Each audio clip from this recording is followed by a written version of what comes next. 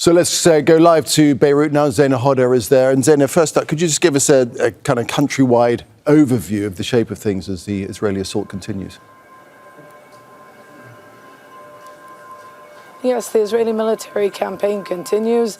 In the past hour or so, we saw 2 strikes come in targeting Beirut's southern suburbs. It was a violent night, more than a dozen strikes targeting the cluster of neighborhoods, which are really now empty of residents, following that unprecedented Israeli evacuation order. A short while ago, there was a strike in the southern city of Sidon, which is not considered to be a Hezbollah stronghold, but an apartment was targeted, and we understand an official from the Palestinian movement, Hamas, was killed. Now, these strikes are continuing, whether it's in South Lebanon, in the Bekaa, Lebanon's prime minister appealing for international assistance, saying, quote, Lebanon is facing a dangerous moment and the situation is grave with a humanitarian disaster looming. He's also saying that diplomatic efforts are continuing to try to put an end to this ongoing confrontation. Hezbollah remaining defiant.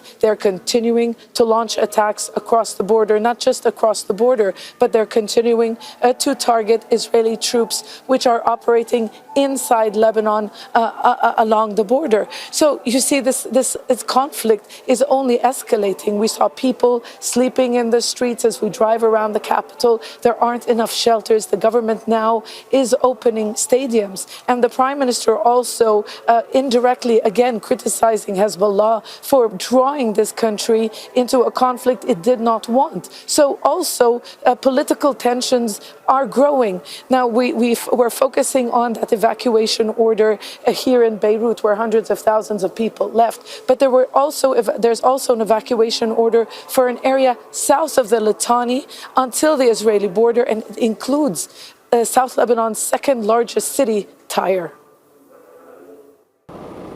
We're making our way to the southern city of Tyre.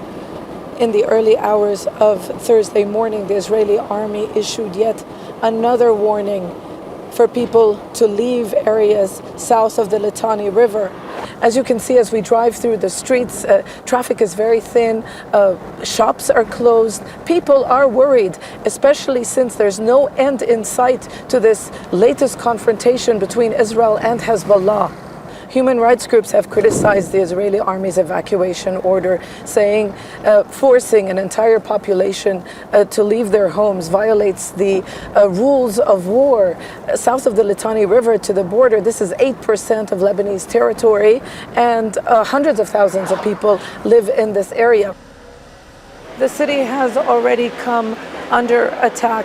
Israeli airstrikes targeting what it calls Hezbollah's military infrastructure. We are in the center of the city of Tyre. It was also repeatedly targeted during the last confrontation in late 2024.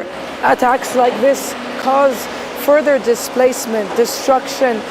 Many people have still not recovered from the last conflict. Many homes, many buildings still lay in ruins. The country is cash-strapped. The government has not been able to help the people. People are poor. Israeli strikes also targeted electricity generators in the city. People here are telling us this is part of a strategy to make the city unlivable and to force people to leave.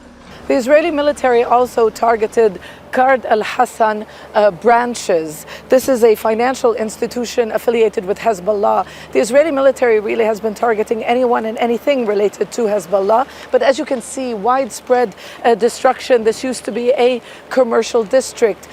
So much damage. It is obvious that many have left this southern city. There are still those who have chosen to stay. The question is, for how long?